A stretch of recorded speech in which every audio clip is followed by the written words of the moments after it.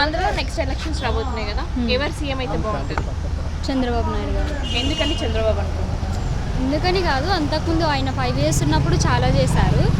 So I thought ఈయన win అయితే బాగుంటుంది అని నేను అనుకుంటున్నా. విలేజ్లో చాలా ప్రాబ్లమ్స్ ఫేస్ చేసాము లాస్ట్ 5 years. మా పేరెంట్స్ కానీ రిలేటివ్స్ కానీ రోడ్స్ వల్ల చాలా ఇబ్బందులు పడ్డారు.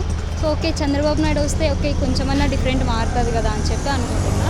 సో ఆయన రావాలని అనుకుంటున్నా. దట్టు పవన్ కళ్యాణ్ గారితో కలిశారు కాబట్టి ఇంకా ఇంప్రూవ్మెంట్ ఉంటుంది అని నేను అనుకుంటున్నాను. అందుకే చంద్రబాబు నాయుడు గారికి నేను ఓటేస్తాను.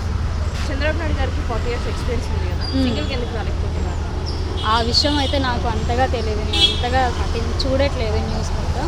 సో అంతగా తెలియదు. సో మరి ఇద్దరు పొత్తులతో వస్తే ఎలా ఉంటుంది అనుకుంటున్నారు? చంద్రబాబు నాయుడు గారు పవన్ కళ్యాణ్ గారు ఇద్దరు వస్తే బాగుంటుంది.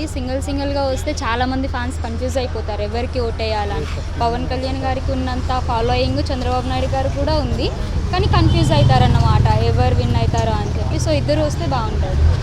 ఈ 5 yearsలో మీకు నచ్చింది ఎందుకు నచ్చింది జగన్ పాలన? ఈ 5 yearsలో స్టూడెంట్స్కి చాలా చేశారు, కానీ విలేజ్లో రోడ్స్ కానీ మొత్తం వాటర్స్ కానీ ఇవేం లేవు కాబట్టి ఇబ్బందులు పడుతున్నారు.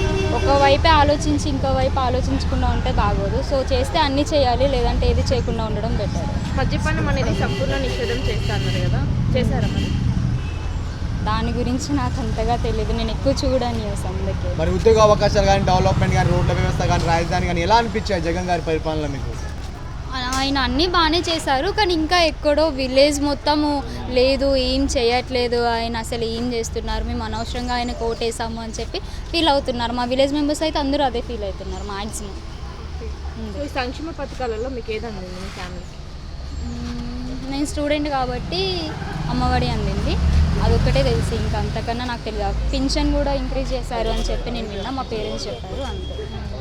Okay thank you. 1 minute Ammavodi మీకు అన్నీ పడ్డాయా? నేను ఇంకా ఇయరే స్టార్ట్ చేస్తాను, నేను గ్యాప్ తీసుకున్నా.